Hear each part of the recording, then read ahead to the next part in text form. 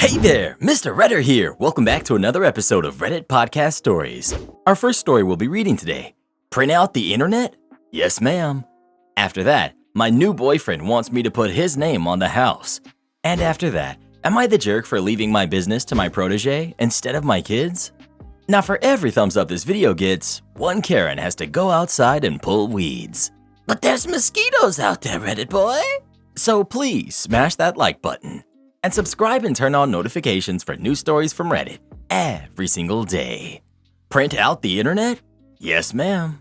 This is about a decade ago, but still well within the realm of the internet.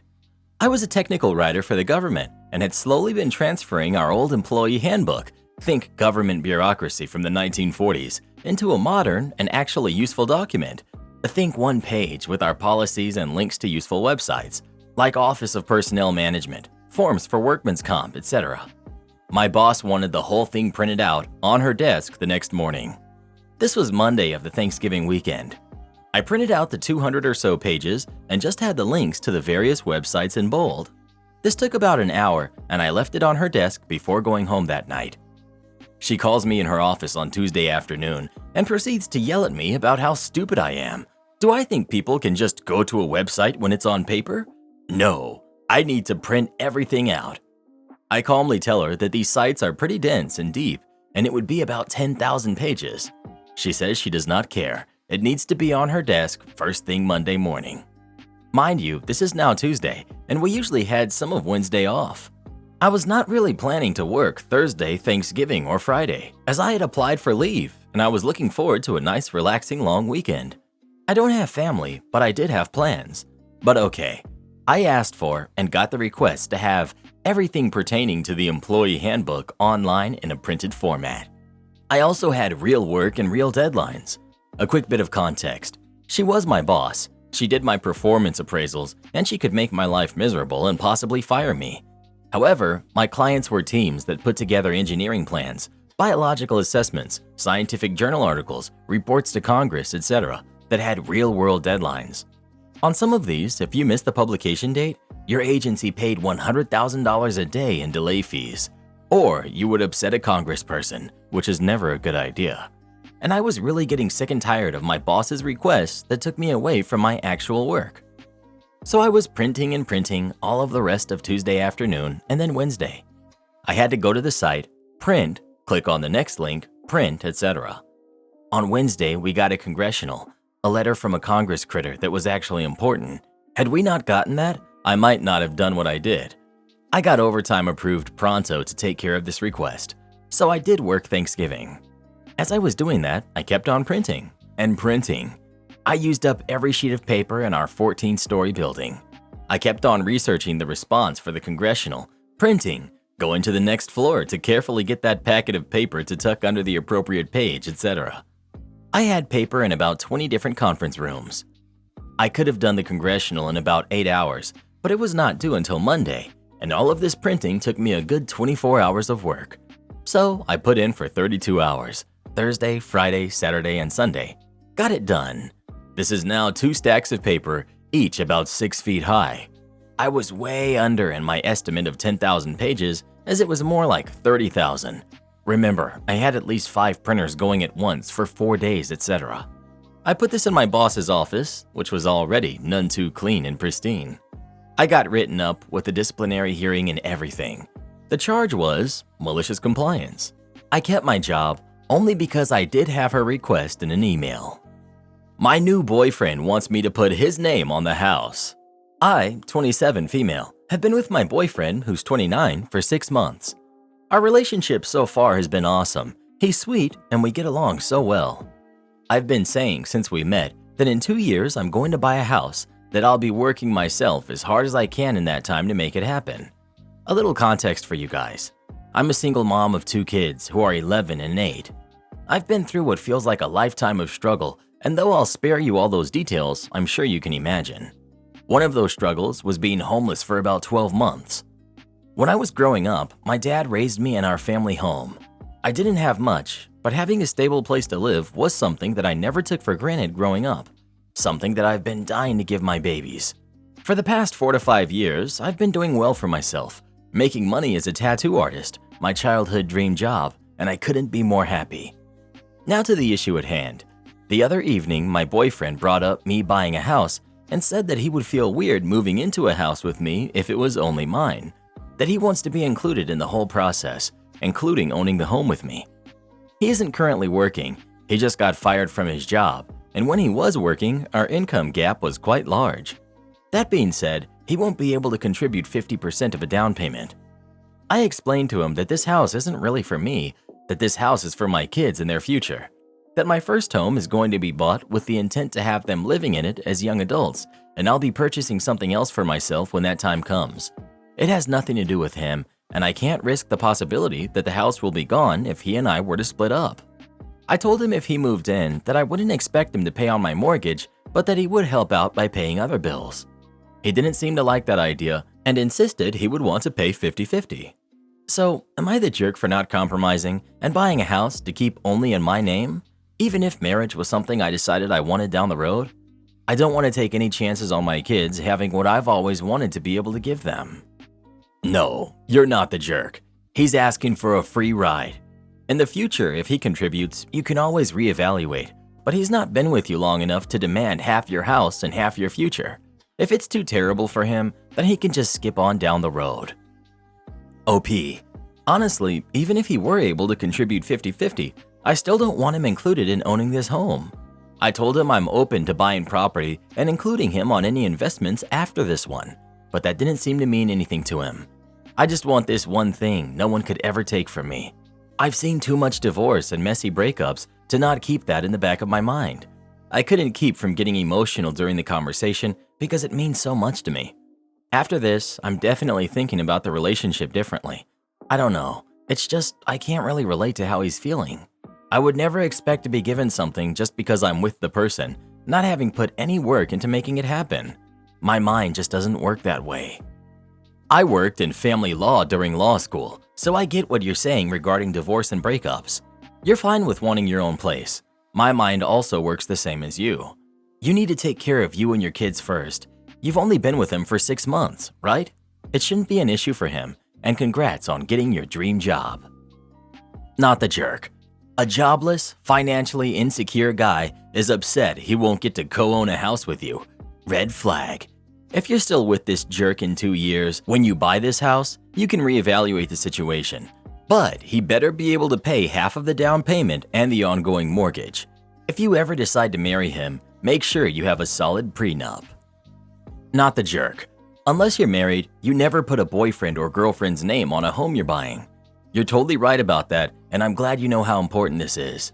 With that being said, I've seen several stories like this before where the roles were flipped and the responses are always the opposite. People tell the girlfriend to leave the boyfriend if he won't put her name on the house he's buying, and they tell her she deserves so much better. I know I'll get downvoted to heck for this, but I can't help but feel like it's a double standard often seen here on Reddit. A story like this wouldn't be complete without at least one idiot like you trying to point out my double standard. Let me spell this out for you since you're about as intelligent as a 5-year-old.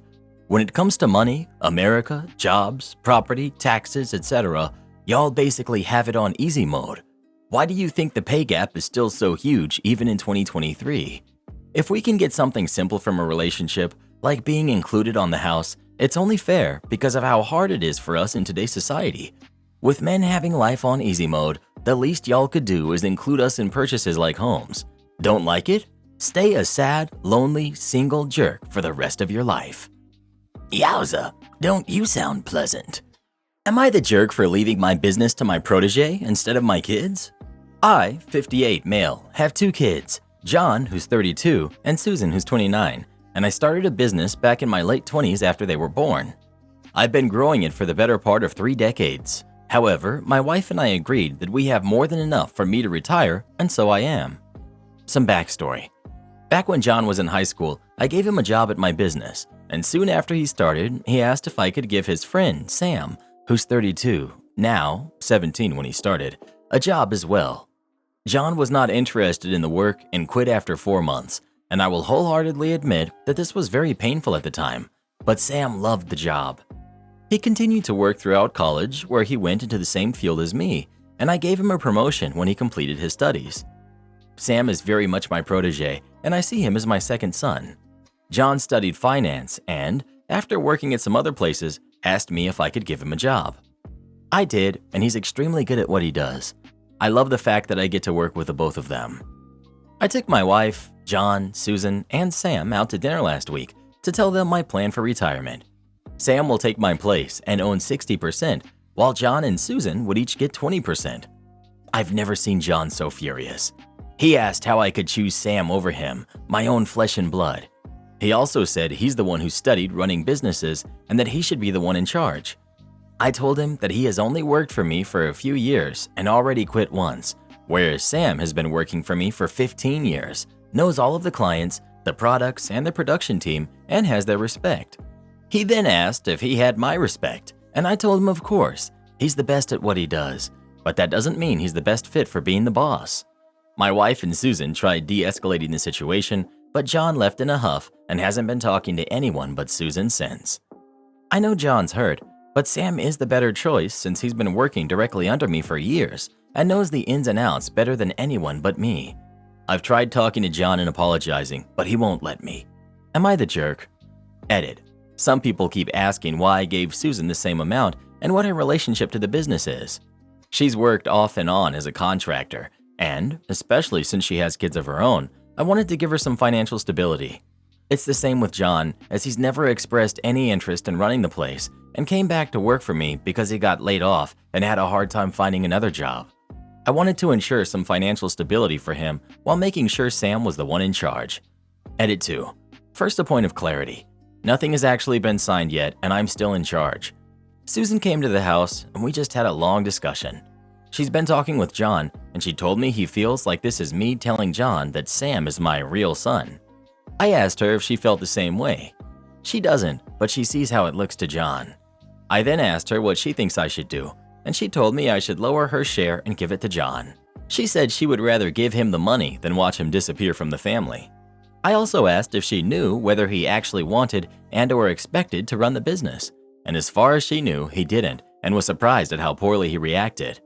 Before she left, I asked her to try and get him to have a conversation about this, and she told me, sure, but don't count on it being soon. Edit 3. I'm sick of the comments saying I don't care about my kids. My wife doesn't see it that way. My daughter doesn't see it that way. Yes, I wasn't always present in their lives, and yes, my business did take priority at times, but I did my absolute best to be there as much as I possibly could. I made time for graduations, sports events, and other big milestones and events as best I could, and I was there for most of them. I may not have been present at all times, but I did my best to try to be. Also, Sam is not a complete stranger. Not the jerk, but you lack emotional intelligence. It would be obvious to most people that this should be a conversation to have over a long period of time, individually with each of the three concerned parties. Announcing the completed decision was bound to set off some unpredictable feelings. Best solution as I see it would have been to sell the business at a below market value to the three of them in exactly the proportions you suggested, but only after individually explaining your plan to each of them and getting their feedback, starting with Susan because she's the one most removed from the business, but most likely to be able to predict her brother's reaction and tweaking the plan based on their input. But now you've created a rift between them, and it will be incredibly difficult for them to operate as partners. You'll have to talk to them again and find a way to show John that he's not second fiddle to your second son. I actually disagree with this, but I'm also team not the jerk. I don't think OP owed it to anyone to tweak his plan, even family. Maybe that's really cold and heartless of me to say, but writing that OP lacks emotional intelligence simply because this is not a choice that should be made based on emotions isn't the best read of the situation in my opinion. OP made his choice with his business, and it's the right one for his business, his life's work. His kids are cared for financially, they have stability, and OP's business has the best possible candidate taking over. That's fine. That's a really good solution, in fact, given that it's stated that his son never had a vested interest in running the business. Why would OP give his life's work to someone that's uninterested in sustaining it? OP's son shouldn't have assumed he would be the owner. That's really insane entitlement. Running a business requires more than a blood relation. His feelings are hurt and he didn't get what he wanted. But so what? He's an adult. This family has a lot of time for this to smooth over. I think OP made the best decision for everyone and isn't obligated to cater to the potential or material reactions of his kids when it comes to his decision, and he shouldn't need to sell his business below market value. Not catering to his kids' emotions doesn't mean he lacks emotional intelligence, and it doesn't mean that he should have done things differently. You're the jerk, because John did sacrifice more than Sam, and way more than Susan. Being the kid of an entrepreneur is hard. I know, I am one. The amount of sacrifices families make and the stress the family takes on when business is slow is immeasurable. And you gave Sam a significant controlling share of the business to boot. You just made a dangerous business decision. If John is a good businessman, he can still do over Sam and will likely go no contact with you. You're the jerk. Firstly, when John was working for you originally, he was in high school. At that age, many kids go against what their parents do or want. It's totally normal. So I'm not surprised he left. But he came back. He studied something that would add value to the business, and he came back and worked for you. Secondly, you're giving Susan, who did absolutely nothing for the business, equal share to John, who's been working for you and contributing to the business. How is that fair? Lastly, Sam may have worked for you for all these years and may know the ins and outs of the business. However, at no point did you ever have a conversation with John and Susan about leaving the business to Sam.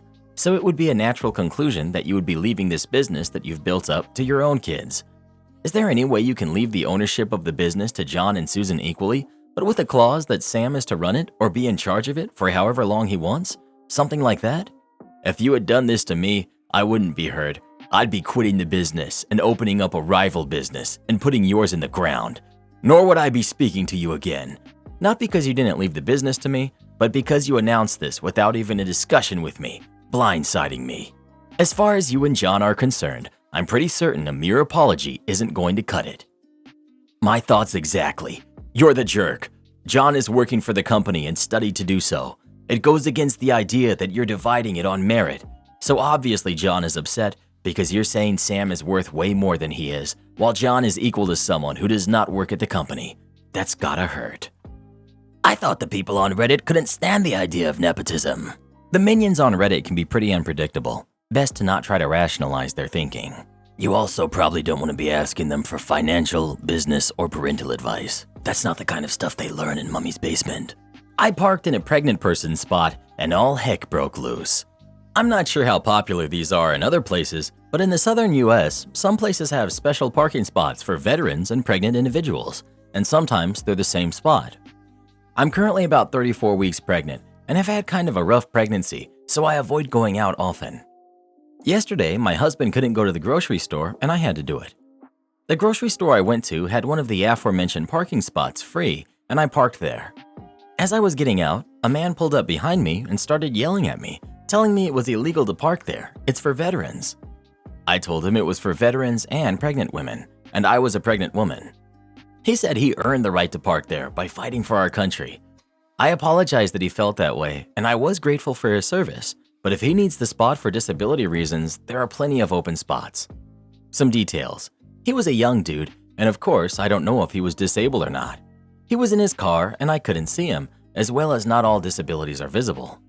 He called me a jerk and drove away, and when I told my husband about the interaction, he told me while it did say for pregnant women and veterans, he deserved it more and I should have backed off. My dad and brother agree, and now I feel like a jerk, but my sister told me I was in the right and not to worry. Am I the jerk? Very small update. I told my husband it was very uncool of him to treat me like that, especially with him knowing how anxious I was to go to the store and him knowing for a fact it hurts to walk and that the spot was for both of us. We had a bit of back and forth, but he apologized. My dad also pretty much immediately apologized as well, saying he shouldn't have sided with the man who called his baby girl a jerk. But I think my mom and sister really laid into him. My brother is a jerk, so I don't expect an apology from him. Edit. I realize I worded my post weird. People have asked why I even engaged with him. We were in a parking lot that had one row of spots on either side. He pulled up behind my car, but where I needed to walk, so I would have had to walk past him, which I didn't feel safe doing. So I stayed near my car in case I needed to get back in. Edit. A couple people have asked my age. I'm 19. Yes, I'm married. Yes, I'm pregnant. It's a long and involved story. I didn't want to be married or a mom at 19, but life happens and we make the best of it. I'm just answering some questions. Not the jerk. It was meant for pregnant women and veterans. You were there first, so you can use it. Bad luck for this guy. Not the jerk. Parking spots for pregnant people are about need, not who deserves it more. You needed it. You were right to use it. Your husband sounds like he doesn't have a good idea about how challenging the third trimester is. You should suggest he read up on it because he's sounding like the jerk here. The veteran too, obviously. Am I the jerk for telling my brother and sister-in-law that my nephews don't owe her the ability to adopt them? My two nephews are 20 and 19 years old. Sister-in-law married my brother when the boys were 7 and 8. They lost their mom at 5 and 6. She had been sick for a couple of years, and my brother was back dating after 6 months. Sister-in-law was his third date, and they married after a few months of dating. Sister-in-law has always loved the boys. I remember her telling me before the wedding she hoped one day they might call her mom sometimes. She was also hoping she would be close to the boys' maternal family. My brother just has me and our other sister who lives overseas, and she has no family. So the maternal family were the only real extended family. The boys do not call her mom. They never have. Their maternal family are also not close to sister-in-law, or my brother for that matter, but they never really were close. Sister-in-law and my brother tried to have a baby for many years, and ultimately she had to come to terms with the reality that she was not going to have a biological kid. During those years of trying to have one, she didn't withdraw from the boys or anything, but she did tell me at one point she wanted to bring up to the boys that they could call her mom.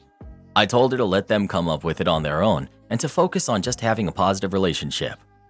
Sister-in-law went through early menopause a couple of years ago, which permanently ended any hope she would get pregnant someday.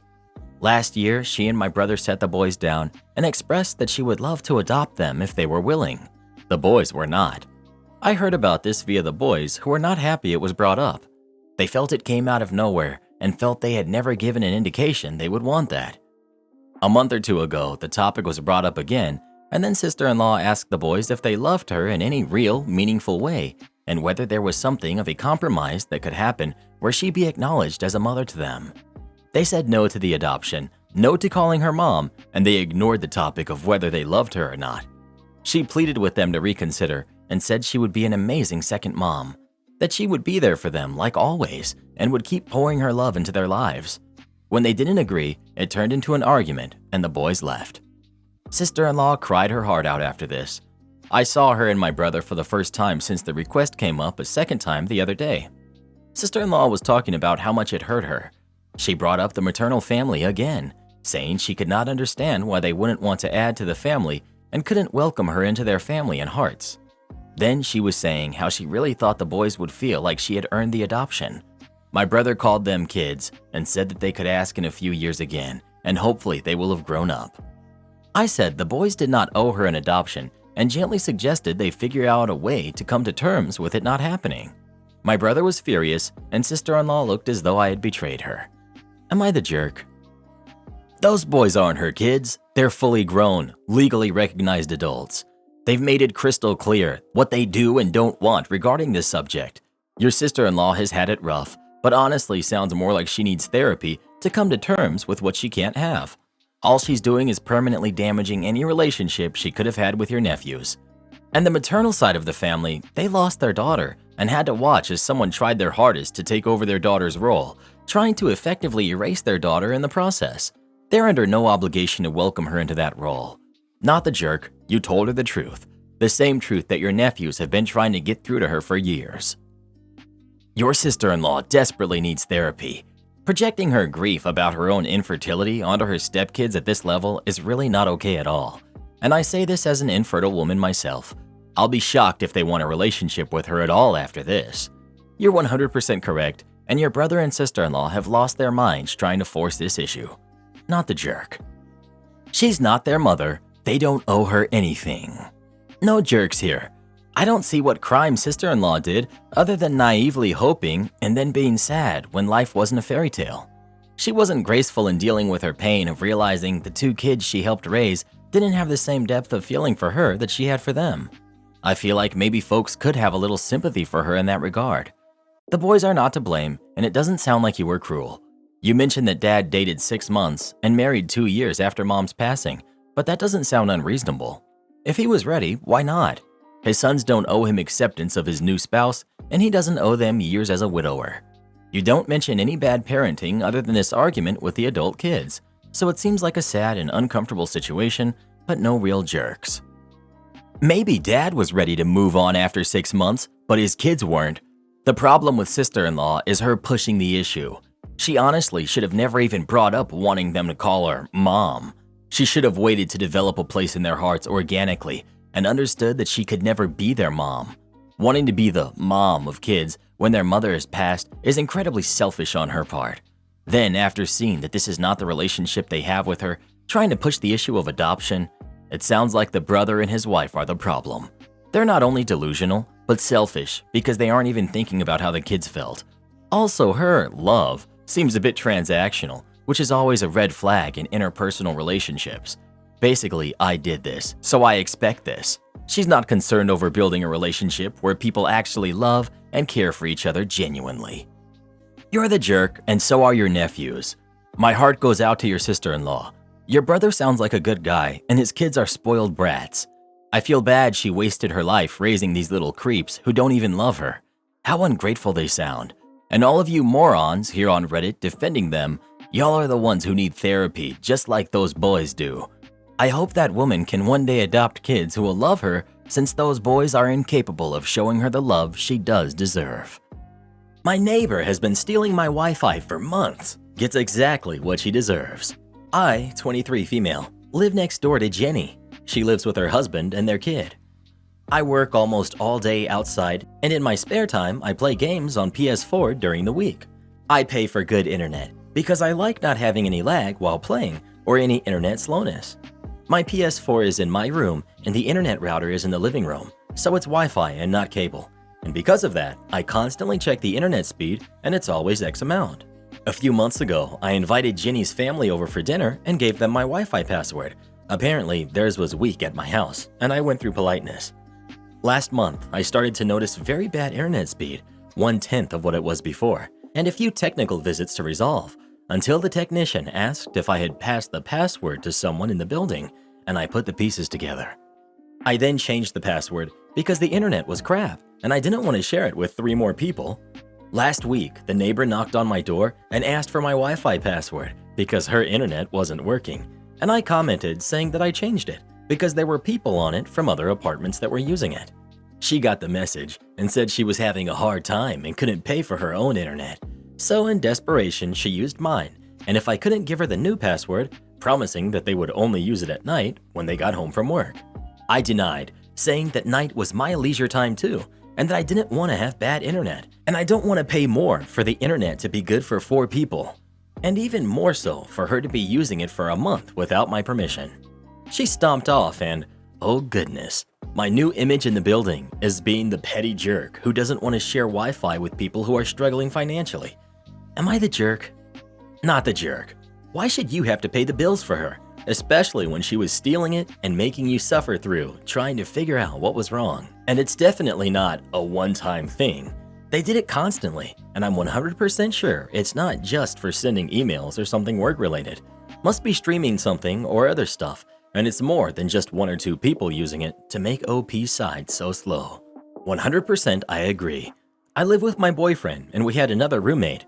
Boyfriend would game, I would send occasional work emails and did other remote work, and roommate would do nothing but, very loudly, stream movies when she came home.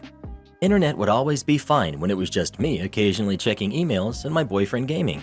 But the minute the roommate came home, the internet would practically stop working. My emails wouldn't even send at all, and games became completely unplayable. When the roommate moved out, we haven't had issues with the internet speed since. Am I the jerk for kicking my brother and his family out after his son stole my engagement ring? The reason I, 26 male, know is because I literally caught him in my room going through my things, and it's on camera. My nephew is 9 and he has a habit of stealing things. They've gotten in trouble a few times at stores because he'd leave with something in his pocket. But of course, because he's a kid, they usually just say he forgot he had it. Even at school, my brother has told me they've had to come talk to the principal on a couple of occasions. Doesn't seem like they've done anything to stop it. They had to come stay here with me because my brother lost his job and they weren't going to make it with all their bills, including rent. He's doing Uber right now while he searches for a job, and they can move out. I didn't want to because of my nephew specifically, but family is family, I guess.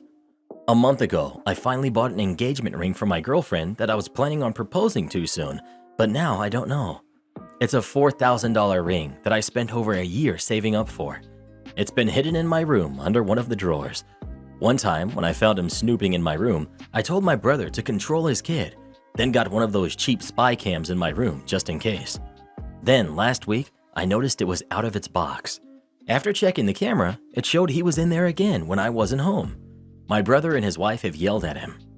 He says he left it by the TV in the guest room, but it's not there. They looked through all their stuff and his too. I know for a fact he's lying about not having it because that's the same thing he said about one of my watches he took, then ended up finding it. By the second day, my brother tells me that they can't find it at all. And I told him either they find the ring or he repays me the $4,000 I spent on it. If not, they can't stay here anymore. My brother got really upset. He told me I know how their situation is right now, and yeah, it's a tough spot, but I couldn't ignore the fact that his kid he can't parent took something extremely important to me that cost a lot of time and money. They were given a week to leave my house if they don't find the ring. They're having to stay at a cheap motel, but my brother won't stop begging to come back because what they're paying right now each night is coming directly out of their savings. He won't stop calling me heartless about letting something like this come between helping them out through a difficult time, and my nephew keeps saying he's sorry. It's just hard right now to want them around. Don't even know what to do about the ring, and every time I think about it, it just makes me so mad that it's hard to care about their situation. Does that make me a jerk? Not the jerk. They sold the ring. I think so too. At this point, why won't his nephew say where it went? The thing with kleptomaniacs is they often don't know what to do with the things they steal. They may have washed it down the sink, flushed it down the toilet, buried it in the garden, etc., just to hide it. It's not so much about having things, it's about taking them. It's highly unfortunate that he took something so important, and his parents definitely need to get him help and should have done so already, which could have prevented this. Okay, I want to make a couple of suggestions. The first is to use a metal detector in and around your house and yard. The second is, if his parents really haven't sold it, think about where you might hide something if you were a kid. Somewhere that seems like a permanent and safe hiding space, especially if he knew he was moving and wouldn't be able to take it on him. As a kid, I always felt like the backyard was a permanent space. Look under bricks that can be moved or in any trees. The third thing I was thinking, make a report with the police. If it's possible to scare him into talking, it will. If you and he need other resources, they may be able to point you in the right direction. His parents are responsible for him. You can't just let a year's worth of savings go. Even if they can't pay it back right away, they might say, but we're family, let it go. But equally, family wouldn't want you to lose a year's worth of your savings and to have had such a monumental milestone for you ruined. Support our channel by joining as a member today, and we'll give you a shout out in our next video. Or come watch this video next. You won't believe what Karen does in that one.